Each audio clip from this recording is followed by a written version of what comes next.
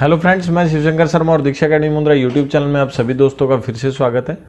आज हम पढ़ रहे हैं flowering of regional culture. Regional culture में हम रीजनल लैंग्वेज पढ़ेंगे। आशा करता हूं आपको पहले के वीडियो बहुत अच्छे लग रहे होंगे और उसी के हिसाब से हम आगे के वीडियो बना रहे हैं।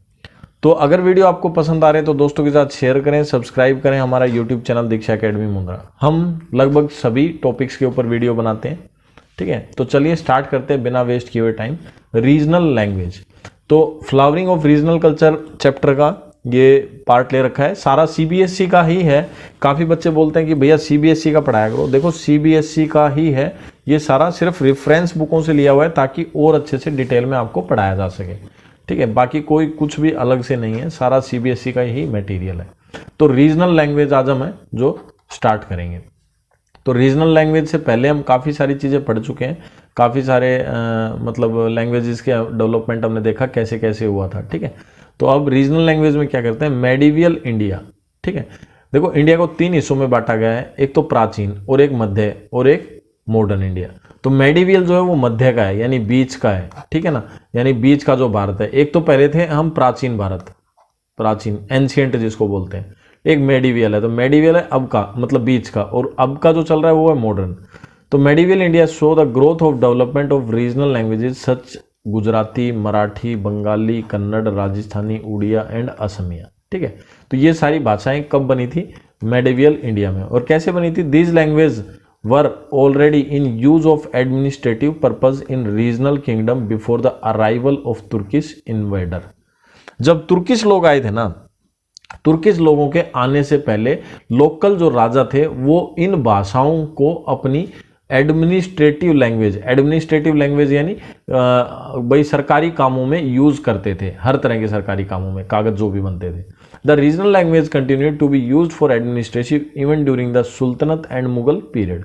और जो रीजनल लैंग्वेज है ना वो मुगल पीरियड में भी चालू रहती थी, सल्तनत के टाइम पे, ठीक है। मुगल पीरियड जो था तो दिल्ली सल्तनत का जो एरिया था यहाँ पर भी और हर जगह पे लगभग लोकल लैंग्वेज में काम होता था, specially in the remote areas, जो दूर दूर की जगह थी वहाँ पे।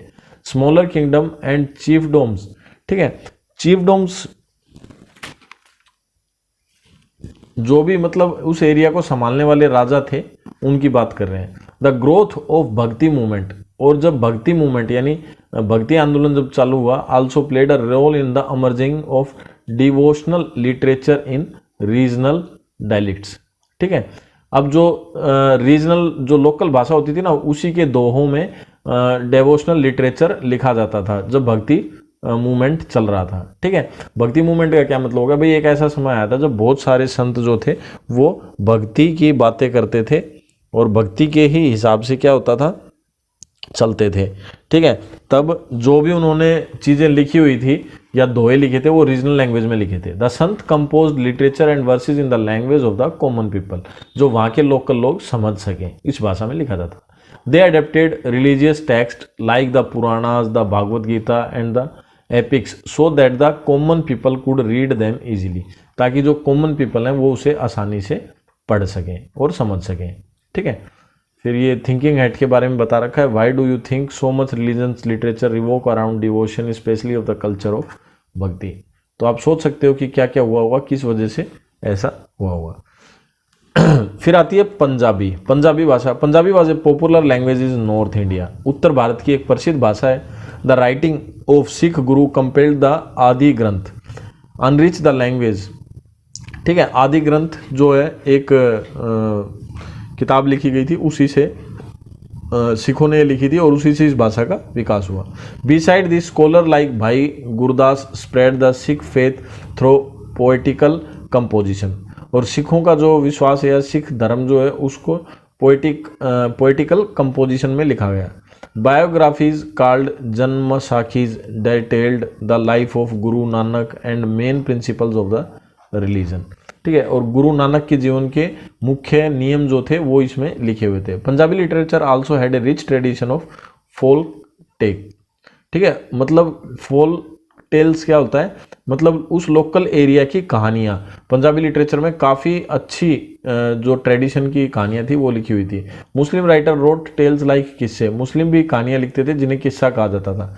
दे include many famous stories like Sohni Mahiwal, Shirin Farhad और most famous of these tales are Heer Ranjha by Waris Shah. और भी बहुत सी मुख्य कहानियाँ लिखी जाती थी। फिर मराठी भाषा, Marathi was use to the administrative language in the Bahmani kingdom. ठीक है, बहमानी जो राजा था, साम्राज्य था, उसमें एडमिनिस्ट्रेटिव लैंग्वेज के रूप में ये यूज की जाती थी। Marathi also developed through the contribution of the भक्ति संत, और भक्ति संत था उनका भी काफ़ी योगदान था मराठी भाषा में महाराष्ट्र के।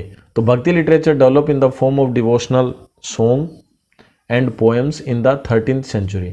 तो भक्ति लिटरेचर में काफ़ी कविताएं और गाने लिखे गए थे 13वीं शताब्दी में। Jnana Deva wrote a commentary on the Bhagavad Gita called जनेश्वरी।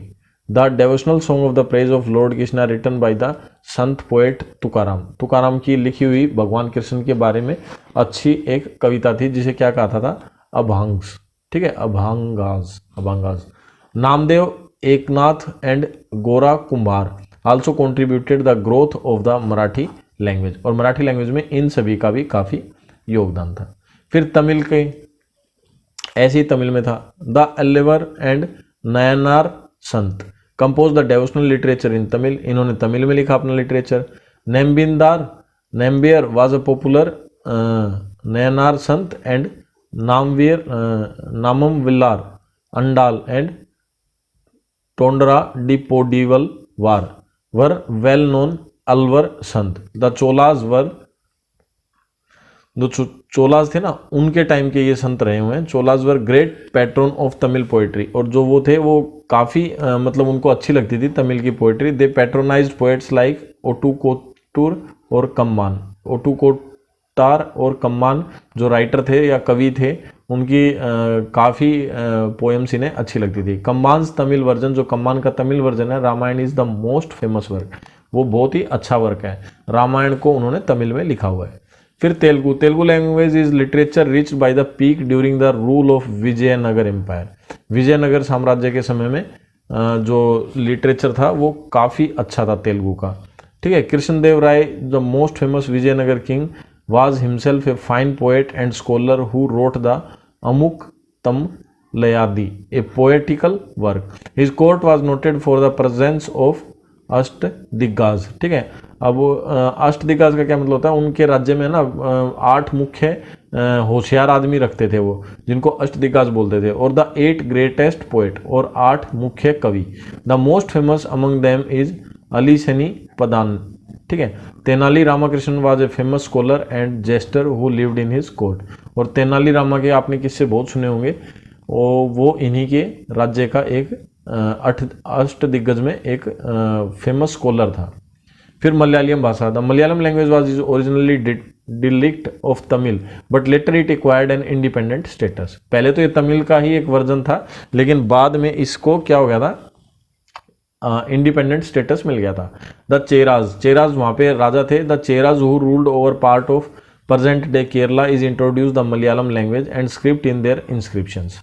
तो चेरस जो थे, जो आज का केरला है, वहाँ पे मलयालम लैंग्वेज का यूज़ किया जाता था और इंस्क्रिप्शन में भी। Most of the early literature was in the oral tradition in form of ballads. Ballads होता है गाता गीत, मतलब जो बहादुरी के कोई कहानियाँ या किस्से होते हैं ना, उनको जो बताया जाता है उसको बैलेड्स बोलते हैं। Early literature was also deeply influence, और पहले का जो लिटरेचर वो भी काफ़ी प्रभावित है संस्कृत से। The Manipravalam traditional creature work which combined both Sanskrit and Malayalam.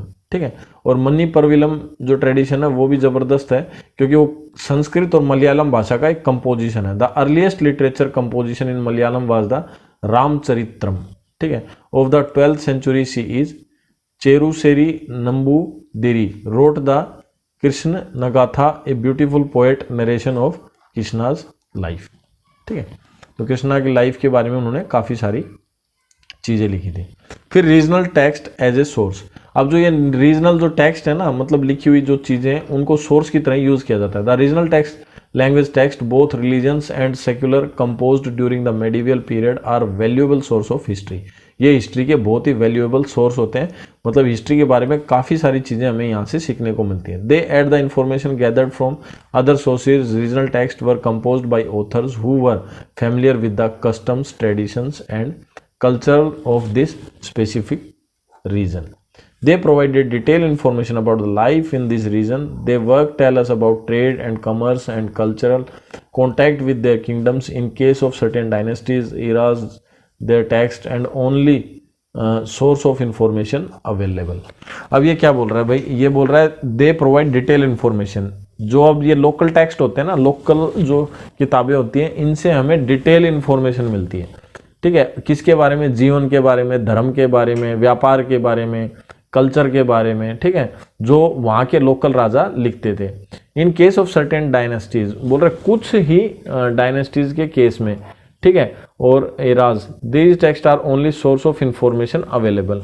तो इनसे काफ़ी सोर्स ऑफ इंफॉर्मेशन मिलती है, ठीक है। फिर आ गया हमारा म्यूजिक। अब म्यूजिक कैसे कैसे बना भाई, उसके बारे में हम समझते हैं। The medieval India music also flourished like language and literature.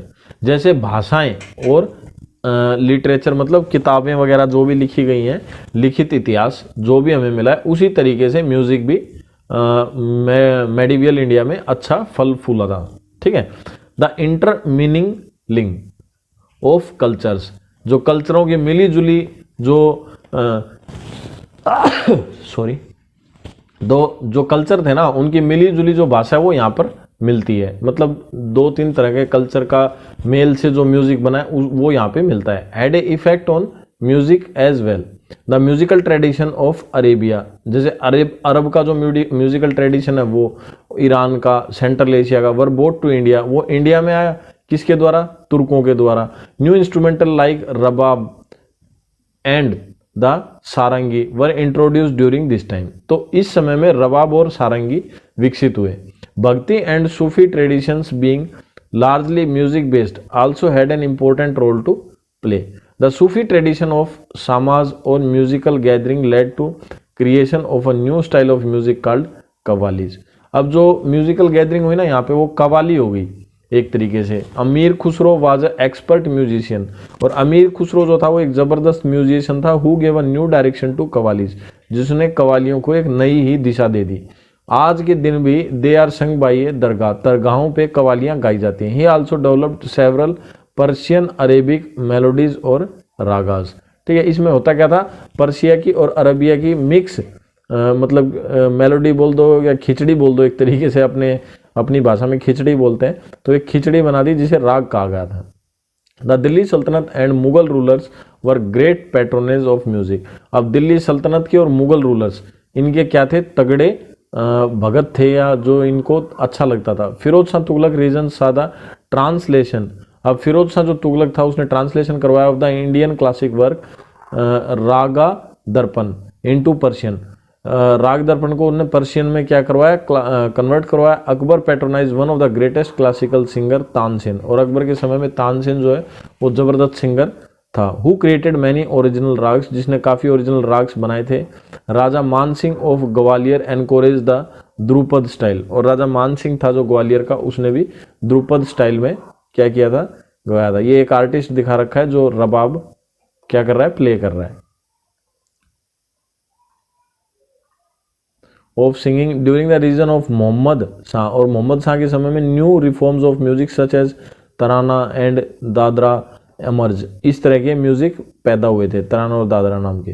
फिर तुम्हारी another variant was the influence by folk music, ठीक है। तुम्हारी भी काफ़ी अच्छा वर्जन निकला था सॉन्ग का।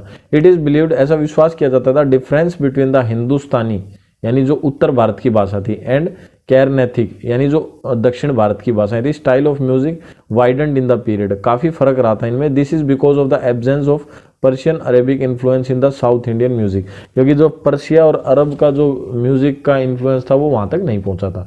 Music was also encourage and patronage in the regional centre in South India. The Vijayanagar empire was an important centre for the development of Carnatic music. तो साउथ इंडिया का जो कैरनेटिक म्यूजिक है वो अच्छा डेवलप हुआ था विजयनगर के साम्राज्य में। An elaborate territories of the Carnatic system in title Chaturdandi पर परीक्षा पर काशिका, चतुर्डांडी पर काशिका वाज रिटन बाय द वेन टेकर मैककिलन, ठीक है। ये साउथ इंडियन नाम है, थोड़े अटपटे से होते हैं भाई। जो साउथ इंडियन उनको अच्छा लगता है बोलने में, ज़्यादा दिक्कत नहीं आती, लेकिन बाकियों को सबको थोड़ा सा अजीब सा लगता है। ठीक है, फिर डांस का स्टार्ट हो गया। ठीक है, तो हम अगले वीडियो में डांस का करेंगे। आशा करता हूँ आपको वीडियो पसंद आया होगा। थोड़ा लंबा हो जाता है डांस का, एक वीडियो और छोटा सा बना देंगे। ठीक है, जिसमें हम डांस का और आगे की जो चीज़ें उनको कवर करेंगे, पेंटिंग भी आएगी। तो आशा करता हूँ आज का वीडियो आपको अच्छा लगा होगा। अगर वीडियो पसंद आया तो दोस्तों के साथ शेयर करें, सब्सक्राइब करें हमारा YouTube channel Diksha academy Mundra. Thank you friends.